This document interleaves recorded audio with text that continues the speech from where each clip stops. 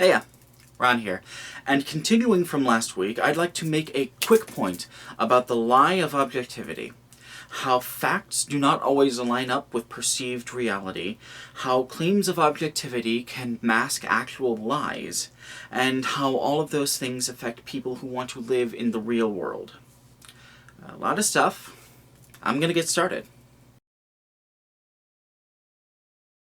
So here's a little mind-breaking fact for you. Colors don't actually exist.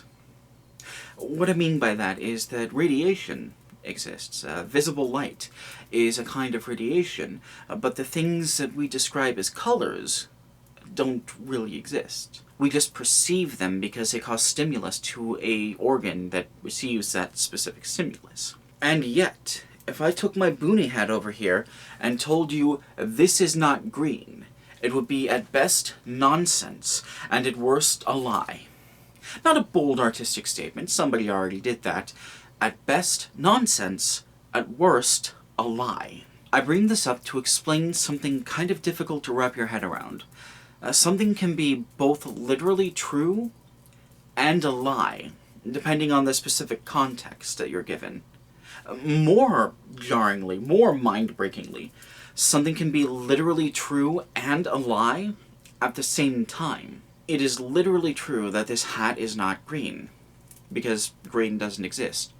But that doesn't change the fact that most people, not all, but most people, are going to view it and experience it as being green, because it is.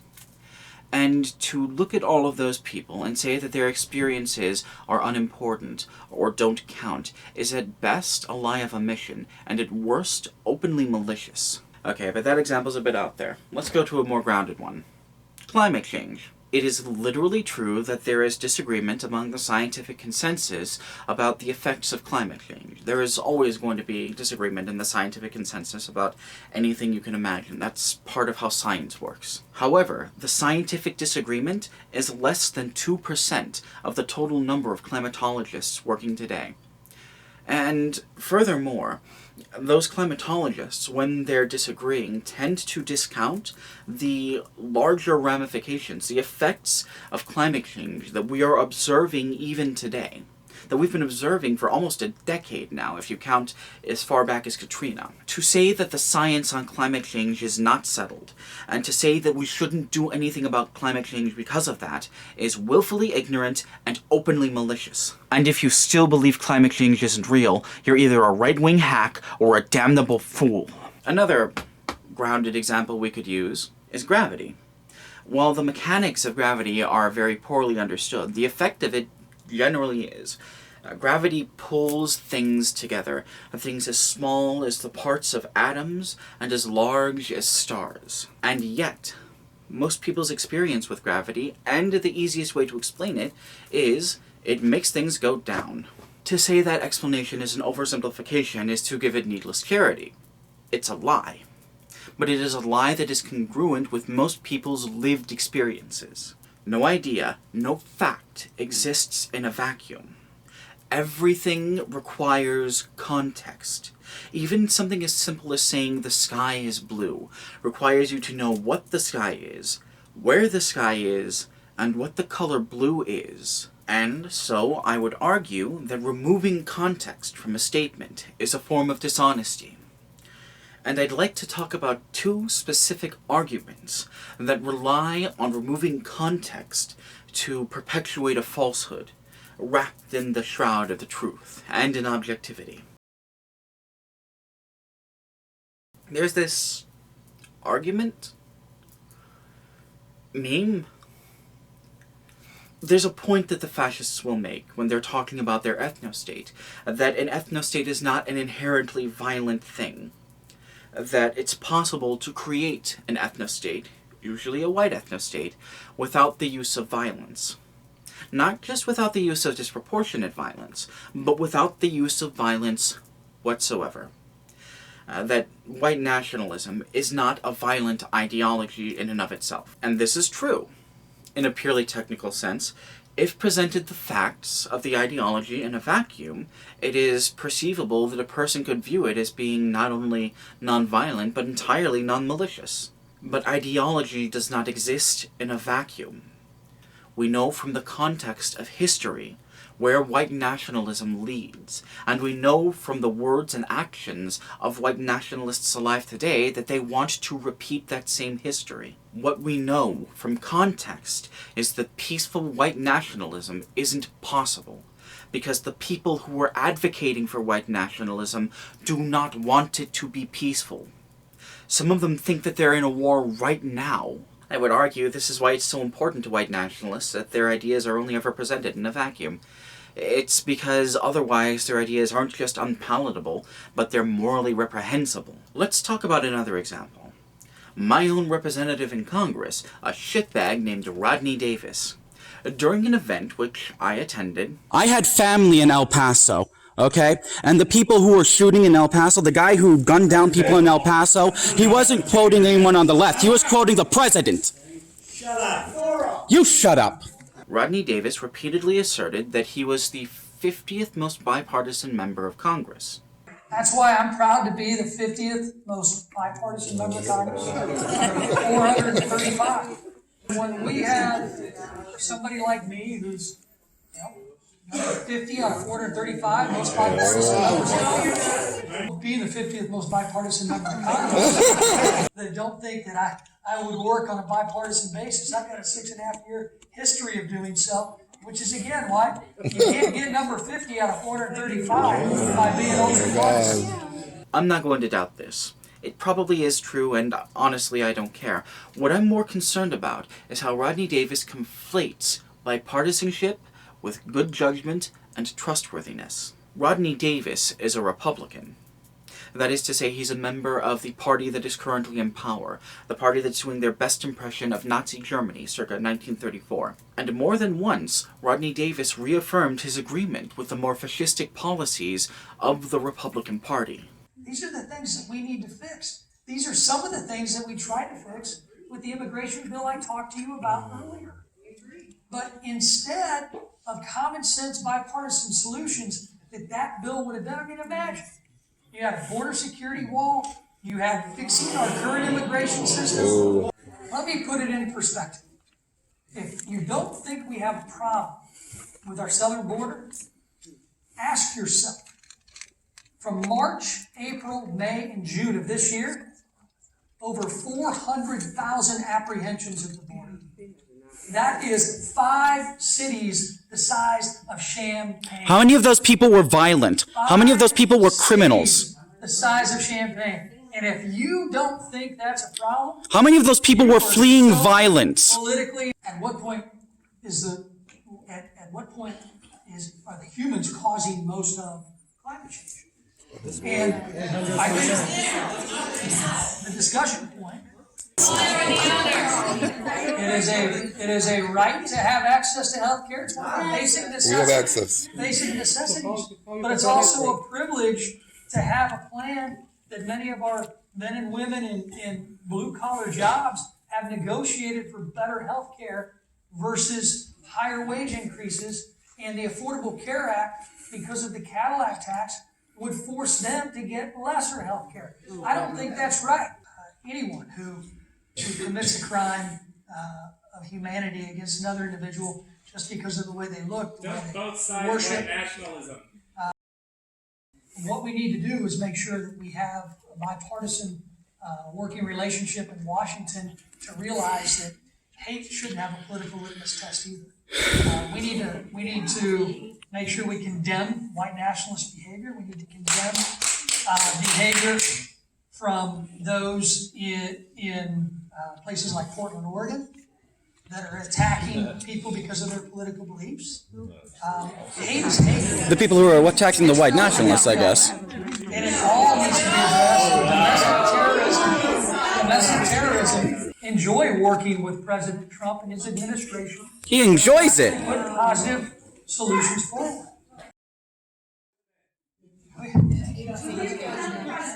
You know, I don't think President Trump is a racist. Oh, man.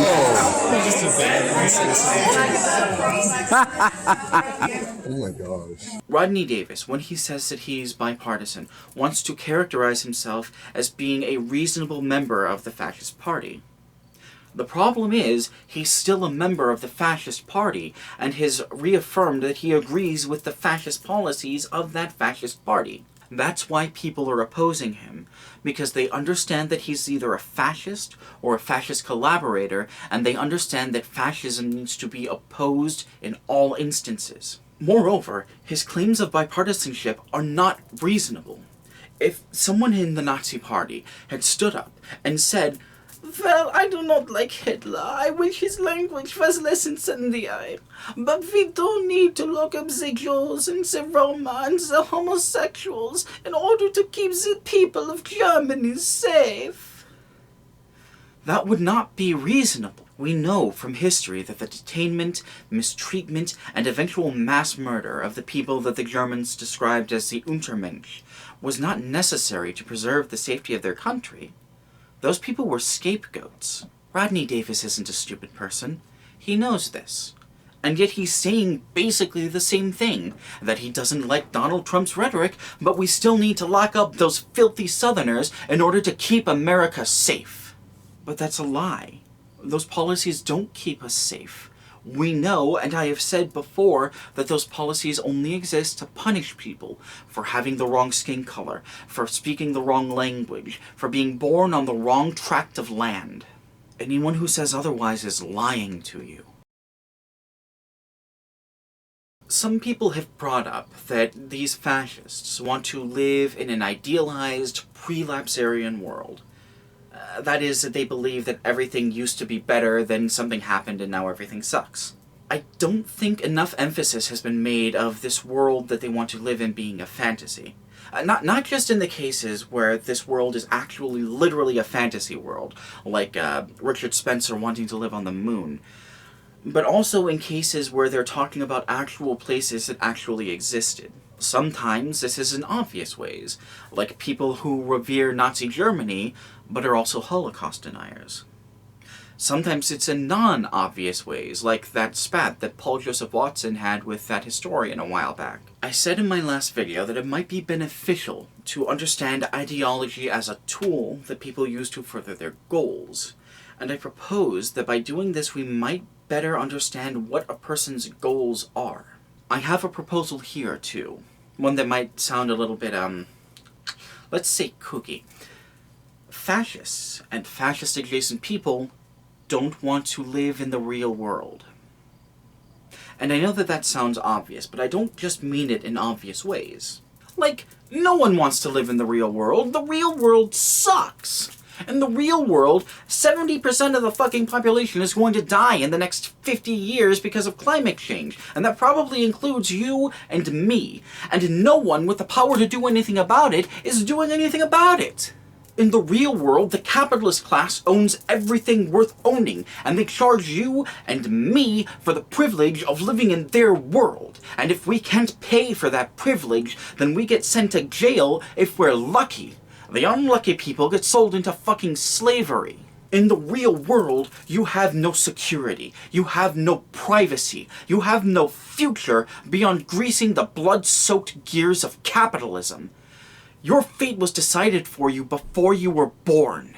Our modern world renders us powerless before the might of systems, vast, complicated systems that were put in place without our knowledge or consent, and have been hijacked and are being steered off of a waterfall into a lake of fucking fire. Fascists acknowledge this in fantastical ways, ways that falsely empower them. Like, oh, it's not capitalism that's the problem. It's this tiny religious minority that has been the scapegoat of every society that I idealize, incidentally. Oh, climate change isn't a problem. We can fix it with the same fucking thing that caused it in the first place. Oh, I'm not less than a pawn in a game so vast that most people don't have the mental fortitude or willpower to even see it properly. I'm special. I've been chosen for a super special purpose.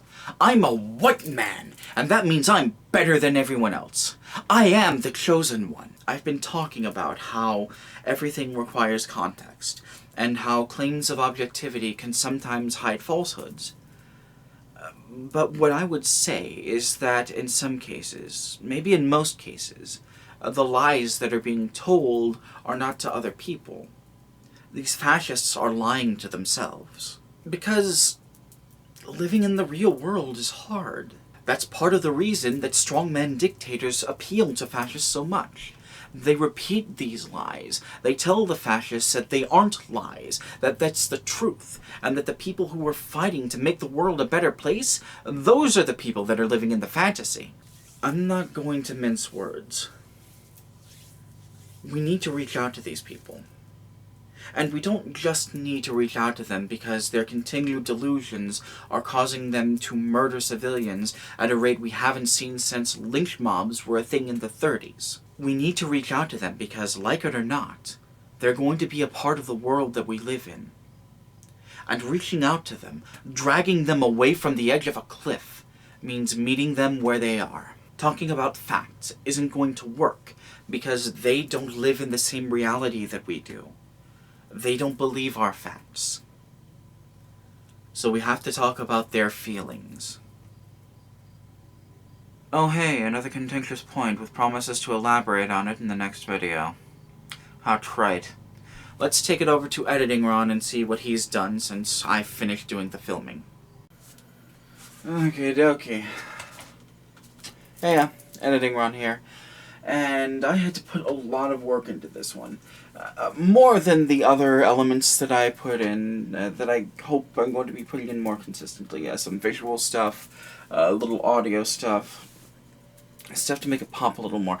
But the footage with Rodney Davis, the footage of the event that I participated in, that took a great deal of time. That took a day and a half to actually get to a point where I could put it in the video.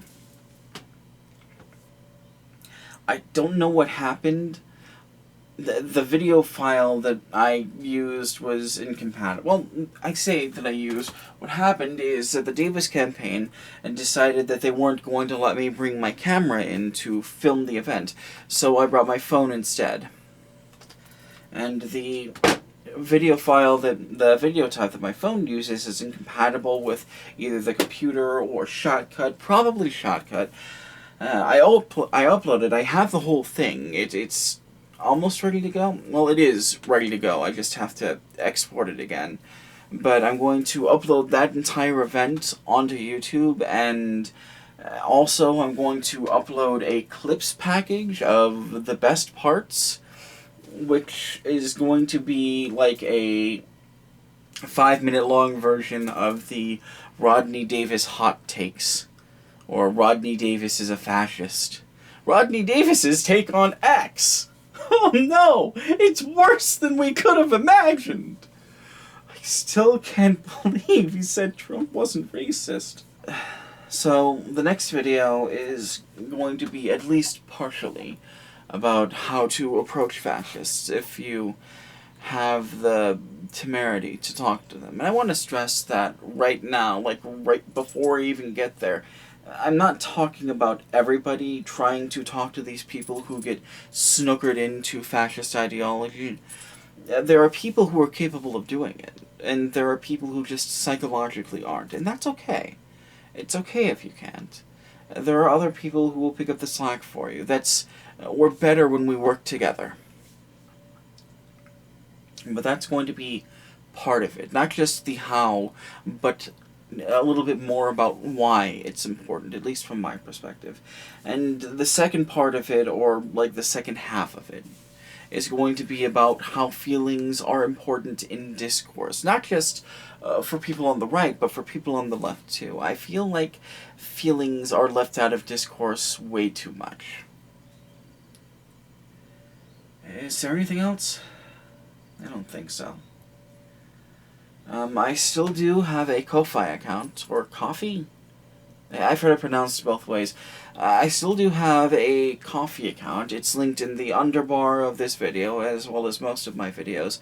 And in my channel on the bottom right side of the banner, I think.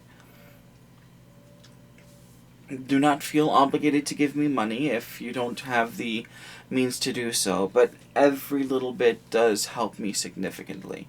Next video, as I said, as I rambled on about for a bit, is going to be about the importance of feelings. It's also going to probably be the thesis statement of my channel. So, look forward to that. And until we get there, take care of yourselves, alright?